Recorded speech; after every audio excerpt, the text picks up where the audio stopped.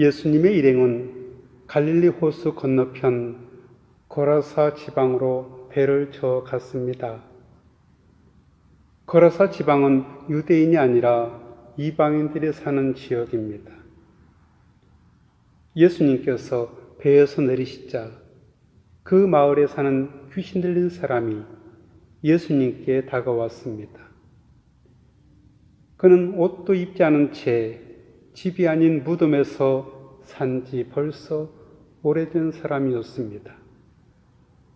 그는 산자의 땅이 아닌 죽은 자의 땅에 살고 있었습니다. 산 사람과는 단절된 삶이었습니다. 살아있어도 살았다고 말할 수 없는 삶이었습니다. 무덤 사이에서 자기 분열로 인해 고통에 시달리고 있는 이 광인의 모습에서 자기 모순 속에 빠져 괴로워하며 번뇌하는 보편적 인간상을 발견하게 됩니다. 그는 예수님을 보자 소리를 지르며 예수님 발 앞에 엎드렸습니다. 그리고 큰 소리로 외쳤습니다. 지극히 높으신 하나님의 아들 예수여, 내가 당신과 무슨 상관이 있나이까? 제발 저를 괴롭히지 마십시오. 그는 예수님의 정체를 정확하게 인지하고 있었습니다. 이는 예수님께서 더러운 영에게 그 사람에게서 나가라고 명령하셨기 때문입니다. 더러운 귀신이 그 사람을 여러 번 사로잡았기 때문에 사람들은 쇠사슬과 쇠고랑으로 그를 묶어 감시하였습니다. 그러나 그는 쇠사슬을 끊고 귀신이 이끄는 대로 광야로 뛰어나가곤 했습니다. 귀신 들린 사람에게 나타나는 현상입니다. 귀신 들린 사람은 자기 자신을 통제하지 못합니다. 이성적 판단이 안 됩니다. 판단했다 해도 자기 생각대로 행동하지는 못합니다. 또 한 가지는 자신의 몸을 자해합니다. 혼자 중얼거리거나 헛소리를 하고 옷을 벗고 몸에 상처를 내고 팔짝을 일으킵니다. 그런 까닭으로 귀신 들렸다는 말은 인간의 생명을 파괴하는 훨씬 근원적인 힘이 그 사람 안에서 작동하고 있다는 뜻이 됩니다. 그런 면에서 성서는 인간과 세계를 보다 심층적으로 보고 있습니다. 예수님께서 그에게 물으셨습니다. 네 이름이 무엇이냐? 그러자 그가 대답했습니다. 나의 이름은 군대입니다. 매우 강력합니다. 이는 그 사람 속에 귀신이 많이 들어있었기 때문입니다. 그의 이름 군대는 로마군의 여단 규모의 병력 단위를 나타내는 레기온을 가리킵니다. 대략 6,000명으로 구성되어 있었습니다. 레기온은 로마 제국을 유지하는 강력한 군사 조직이었습니다. 로마 제국 전역에 25개가 있었습니다. 레기온은 피정복민에게는 억압과 착취의 대상이었고 공포와 원망의 대상이었습니다. 그러고 보면 귀신 들린 자가 자기 이름을 레기온이라고 밝힌 것은 자신의 정신질환이 로마 제국이라는 거대한 세력의 억압으로부터 유발된 것임을 넌지시 드러내 알리고 있습니다. 그러므로 그가 밝힌 레기온이라는 이름은 귀신들의 끔찍한 위력과 잘 어울립니다. 예수님과 귀신 들린 자와의 대화를 살펴보면 나라는 단수형과 우리라는 복수형이 쓰이고 있습니다. 이것은 나와 우리가 갈등을 일으키고 있음을 나타냅니다. 나는 귀신 들린 자 바로 그 사람이고 우리는 그 사람 속에 들어있는 귀신의 집단성을 나타냅니다. 그 귀신들은 예수님께 자신들을 무적행으로 쫓아내지 말아달라고 간청했습니다. 무적행은 헬라어 아비소스의 우리말 번역입니다. 문자적 의미는 밑이 없는 깊은 구덩이를 뜻합니다. 무적행은 지구 깊은 곳에 있는 장소로서 고대 유대인들의 가르침에 따르면 그것은 마귀가 최후 심판 때까지 갇혀 있는 곳입니다. 바로 지옥입니다. 그때 마침 언덕에는 많은 돼지떼가 먹이를 먹고 있었습니다.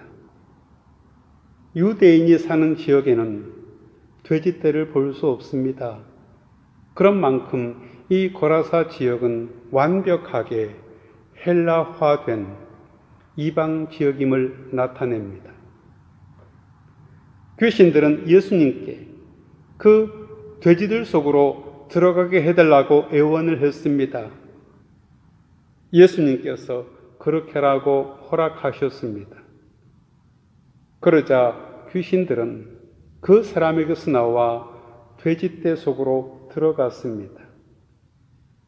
그러자 그 순간 돼지떼는 비탈을 내리달아 호수에 빠져 죽었습니다. 마가복음 5장 13절에는 돼지떼의 숫자를 2,000마리로 밝히고 있습니다. 6,000마리나 되는 레기온 귀신들이 2,000마리의 돼지떼 속으로 들어가려니 옹색하고 비좁은 곳에서 대혼란이 일어날 수밖에 없었습니다. 자극을 받아 미쳐버린 돼지떼는 달리기 시작했습니다.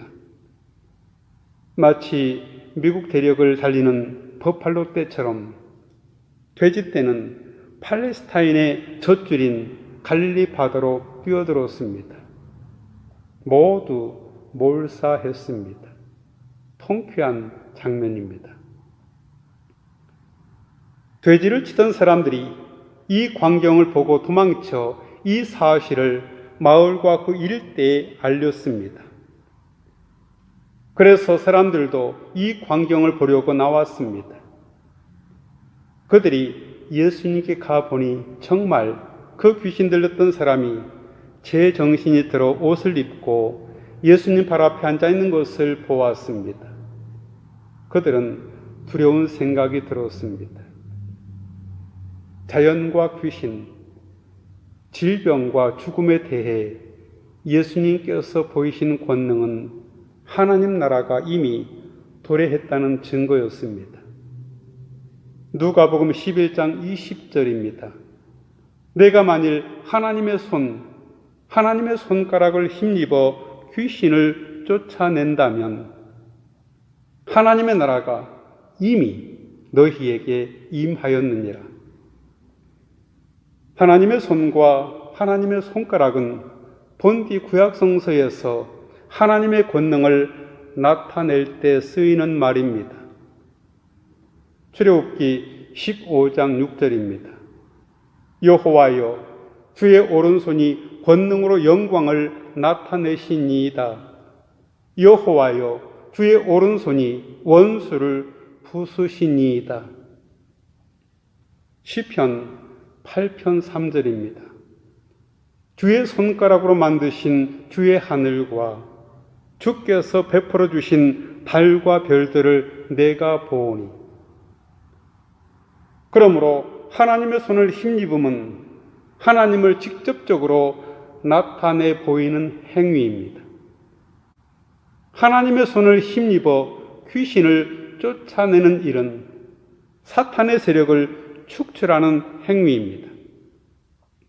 그것은 곧 하나님 나라의 임재를 입증하는 행위입니다.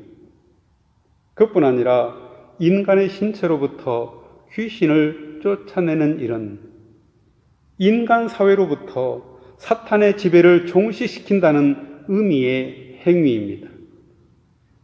왜냐하면 귀신 들린 자는 정상적인 사회로부터 추방된 밑바닥 사람들이기 때문입니다. 그들은 소외된 자들로서 가정이나 사회로부터 보호받지 못하는 사람들이었습니다.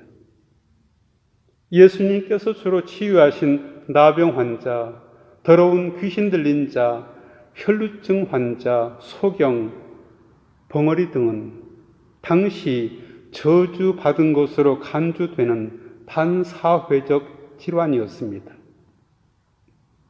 그러므로 이러한 병자들을 치유하고 귀신을 내쫓는 일은 하나님을 직접적으로 나타내 보이는 행위였습니다. 예수님의 치유 행위를 통해 하나님의 구원의 역사가 구현되고 있었습니다. 사탄의 지배의 종말을 고하고 하나님의 새로운 질서가 진입해 들어오는 표시가 되었습니다.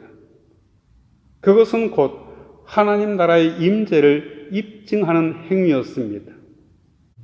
이는 곧 구원의 사건이며 해방 사건입니다. 이것이 예수님 사역의 본질입니다.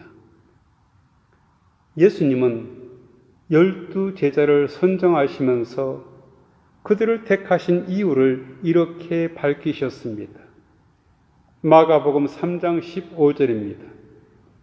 귀신을 내쫓는 권능도 가지게 하려 하심이로라. 그만큼 당시 정신병으로 고통받는 자들이 많았다는 뜻입니다. 처음부터 이 광경을 지켜본 사람들은 그 귀신 들렸던 사람이 어떻게 낫게 되었는지 사람들에게 말해 주었습니다. 그러자 거라사 주변에 사는 모든 사람들은 두려움에 가득 차 예수님께 떠나달라고 간청을 했습니다. 왜 두려웠을까요? 하나님의 존엄을 경험했기 때문이었을까요? 그랬다면 오죽이나 좋았겠습니까? 그게 아니었습니다. 그들은 예수님께 떠나달라고 간청을 했습니다. 왜 그랬을까요? 그들에게 예수님은 불편한 존재였습니다. 2,000마리나 되는 돼지떼를 상실한 그들로서는 엄청난 금액의 손실이었기 때문입니다. 손해배상을 예수님께 요청해야 마땅하겠지만 그들은 예수님께 자기들이 사는 지방을 속히 떠나주실 것만을 간청했습니다. 그래서 예수님께서는 배를 타고 그곳을 떠나셨습니다. 귀신 들렸던 그 사람은 자신도 함께 가겠다고 예수님께 간청을 했습니다. 그러나 예수님께서는 그를 돌려보내시며 말씀하셨습니다. 집으로 돌아가서 하나님께서 너에게 하신 일을 사람들에게 다 말하여라. 함께 가겠다는 그에게 자신의 집으로 돌아가라고 하십니다. 가정을 회복하고 자신의 삶을 회복하라는 뜻입니다. 진정한 삶을 회복하는 것이 곧 하나님 나라의 도래를 나타내는 일이기 때문이었습니다. 그래서 그는 온 마을을 다니며 예수님께서 자기에게 얼마나 큰 일을 행하셨는지 전했습니다. 같이 기도하겠습니다. 주님께서 하나님의 손을 힘입어 귀신을 내쫓는 일은 하나님을 직접적으로 나타내 보이시는 행위였습니다. 또한 하나님 나라의 새로운 질서가 세상 속으로 진입해 들어오는 표시였습니다. 주님, 오셔서 자기 모순에 빠져 괴로워하며 번뇌하는 저희를 구원해 주옵소서. 예수님의 이름으로 기도하옵나이다. 아멘.